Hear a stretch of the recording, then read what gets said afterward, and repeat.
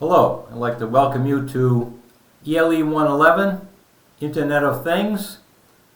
There is an associated lab, ELE-111L. There are two sections of that lab. I'll be teaching one, Professor Bigas will be teaching another. My name is Gary Millett. I'm the instructor for the online version of the course. This is one of our newer courses. Actually, we've been teaching it close to 5 years. So you may say, well, gee, that's not too new, but we've been modifying it, updating it, because this is a topic that is in the, it's emerging technology. The Internet of Things is a buzzword. I tell people you do a Google search on it, you get close to 6 billion hits. So it's pretty popular right now as far as technology buzzword. What we'll be doing is taking a look at what the heck is the Internet of Things and what are cyber physical systems. So the Internet of Things are applications that use several enabling technologies, and those would be low-cost microcontrollers, ubiquitous Internet availability. That is, anywhere you go, you tend to have wireless Internet available to you. So that's high-speed data transfer, which is part of the equation, and sensors. And sensors have been morphing and evolving rapidly. We have a lot of sensors using MEMS and NEMS that before we weren't able to build these sensors and weren't able to sense various types of physical activity. Now we are able to. So it turns out that with these three underlying technologies, again, the wireless internet or wireless data networking, microcontrollers and sensors, we can build these Internet of Things applications where we can control systems that are geographically large. Some of the activities that will come out of Internet of Things will be things like autonomous automobiles or vehicles, where it won't happen overnight, but 20 or 30 years from now, you may not need a car license. You just hop in the car, and it's like a mobile robot, and you tell it where you want to go, and it gets you there. And it'll be safe.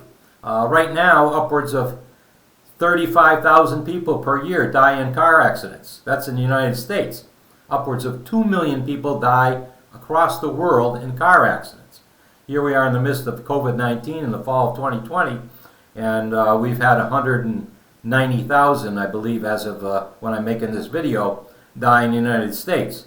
Well, again, for the last 4 decades, 30 to 40,000 people have died in car crashes. And it's a price we've been willing to pay because we like to drive our cars. Well, computers are a little bit smarter than us, and it turns out they won't eliminate all the accidents, but they'll make life a lot safer once you get into a vehicle. Right now, we are reactive to accidents. We have seatbelts and airbags that deploy to try to protect us from injury during an accident. The next generation of safety items in cars are proactive devices that try to avoid the collision entirely. And these are made possible by cyber physical systems. I used that term before. It turns out that cyber physical systems are systems that can react to outside influences almost instantaneously, and we'll be making automobiles such that they're aware of their surroundings.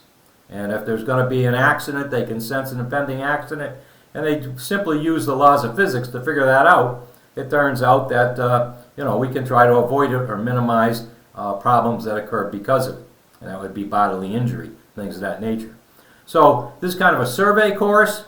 In the lab, we're going to take and deal with an Arduino. An Arduino is a microcontroller. First, we're going to get you up to speed on electronics. Not an entire course in electronics, but the basic principles of electricity, because after all these things use electronic parts. They're electronic control systems, so we want to get you a little bit familiar with the theory of circuits and so forth. And we'll take a look at active devices and power electronics in particular, because it turns out that our little microcontrollers like the Arduino cannot power motors. Inside a car today there are many microcontrollers, but we have to be able to get power out of them, and that means we have some interfacing that allows that to occur. So we'll cover sensors, we'll talk about microcontrollers, and we'll talk about wireless technology that allows us to create these Internet of Things applications and hence cyber physical systems. It'll be a fun course. It's a new and evolving territory, technology, and I think you'll enjoy it. So without further ado, let's get started.